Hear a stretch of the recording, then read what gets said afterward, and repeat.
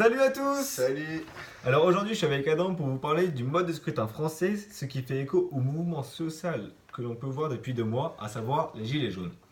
Car une de leurs revendications principales, c'est le retour à la proportionnelle lors des élections législatives. En effet, les Gilets jaunes sont mécontents du gouvernement actuel et se sentent mal représentés à l'Assemblée. Mais d'ailleurs, qu'est-ce que le vote à la proportionnelle?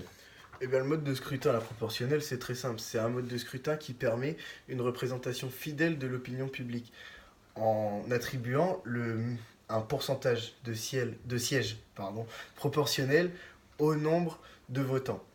Par exemple, si on prend un parti A, peu importe, qui obtient 10% des voix au second tour, eh bien, il obtiendra ensuite 10% des sièges à l'Assemblée. Donc, pour donner un exemple, en Allemagne, c'est ce mode de scrutin-là qui est adopté pour les législatives. Et comme on l'a vu lors des dernières élections en 2017, c'est un mode de scrutin qui permet aussi en politique le- les compromis et les alliances. Et donc, pour revenir au cas de la France, Nathan, Mhm. euh, est-ce que lors des dernières élections législatives, par rapport aux Gilets jaunes, est-ce que les Français ont fait correctement entendre leur voix, se sont bien fait représenter, etc. D'accord. Alors, les élections législatives ont eu lieu le 11 et 18 juin 2017.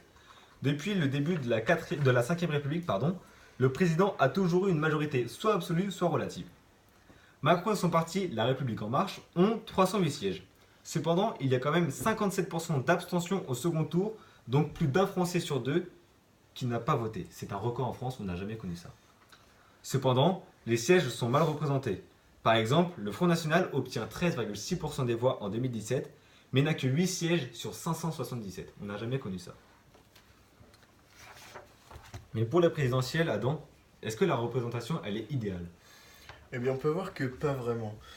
Donc, on va prendre les élections de 2017 en France, donc qui opposaient Marine Le Pen à Emmanuel Macron. Et on a vu que le taux d'abstention, donc, il est d'à peu près 23%, 22,23%. Si on ajoute à ça le vote blanc qui a été totalisé à 8%, et qu'on compte aussi le score de Marine Le Pen qui a fait 33,9%, on a donc environ 63% des Français qui, même si la plupart n'ont pas voté, n'ont en tout cas pas voté pour le candidat qui a été élu. Donc c'est ce qui pose le débat de savoir si l'on comptabilise oui ou non le vote blanc. D'accord, ça marche. Merci, j'espère que cette vidéo vous a plu et puis on vous dit au revoir.